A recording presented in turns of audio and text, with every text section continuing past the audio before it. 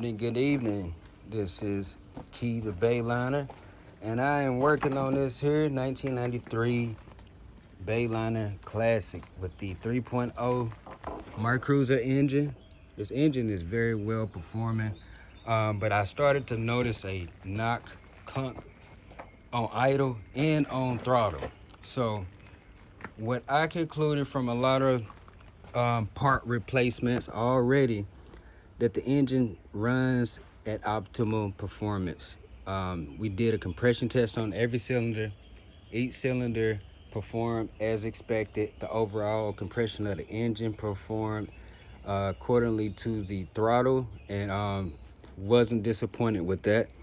Other than that, I have no worries about the engine. I know what kind of led up to this factor is when one day we took the boat out to the river. We ended up going through a dam, and we didn't really know what to do. So we actually turned around and left the dam area, and we was about to take one of those, like a scenic route to get to the other side. And me not knowing, first time boat owner, they dredge out the dam. So what happens is they dig the dam out deeper on the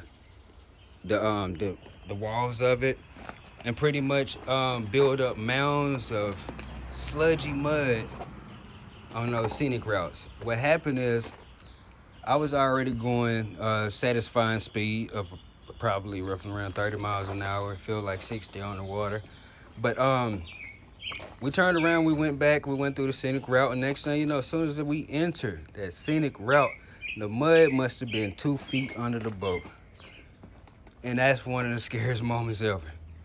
You driving a boat 30 miles an hour, feel like 60, and you take a fast turn, which you should never do, and the boat hits a jar of mud, pretty much. It brought the boat to a stall. So the boat died on impact. I didn't see any catastrophic damage to my hull. We had everything checked out. Everything was optimal. As far as my prop, it took a whamming.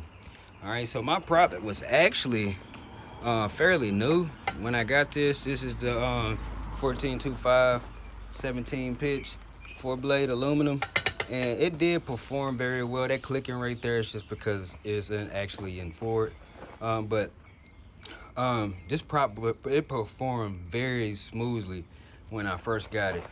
Now, me not knowing traveling in the river, it's always debris in that thing, and that reservoir is contaminated with debris, and you're gonna damage a boat faster than you know it.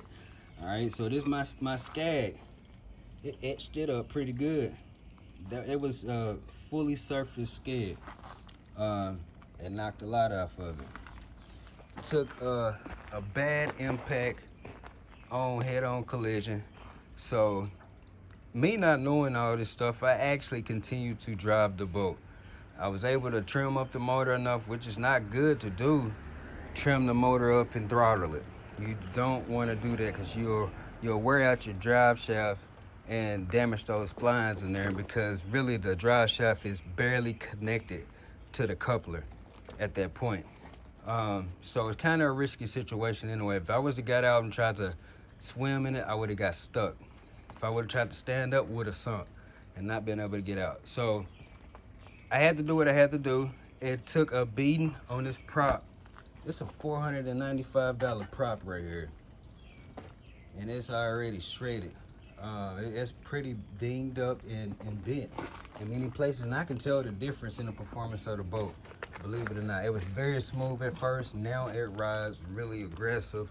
It's still fast, but after all of that impact, what happened is I must have damaged my U-joints, a coupler, gimbals, the bellows probably busted, and now I'm trying to diagnose the problem to see exactly what's going on in my stern drive.